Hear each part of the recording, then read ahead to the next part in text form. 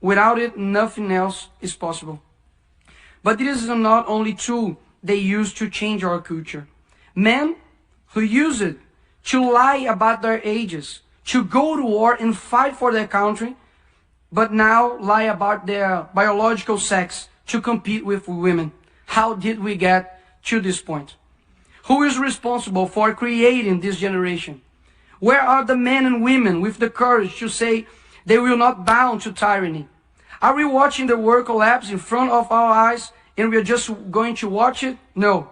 We ain't nobody's slaves.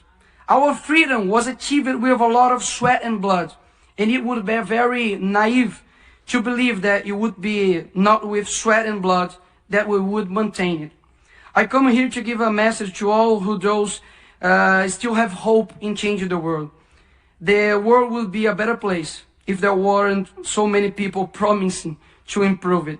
It's a quote from philosopher Olavo de Carvalho, and that fits perfectly with Greta and Leonardo DiCaprio, for example, that supported our socialist president called Lula, a thief that should be in jail, and now we have Amazonia with the worst fire in 15 years, and they are just in silence and disappeared. Let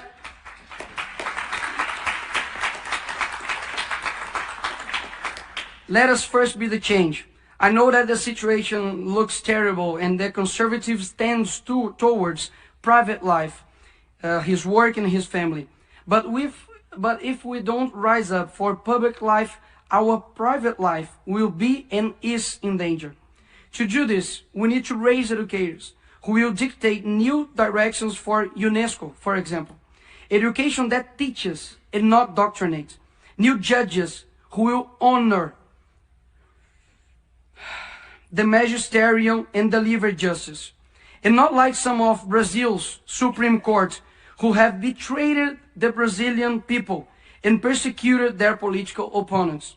New teachers who will use the classroom to train students and not activists. New artists, musicians, directors who are something other than just sex and promiscuity. New people who will transform this world. Know that if you are listening to me right now, I believe in your strength, in your ability to influence and change where you are. You start with your family, then your neighbor.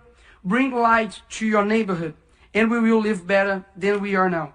We never know the extent of our influence, where our voice will reach. But I hope I have reached your heart, because I'm speaking from it. Love is the only thing that transcends time and space. So I hope this speech resonates across generations. To complete, I always say a phrase in Brazil. The present is theirs, but the future is ours.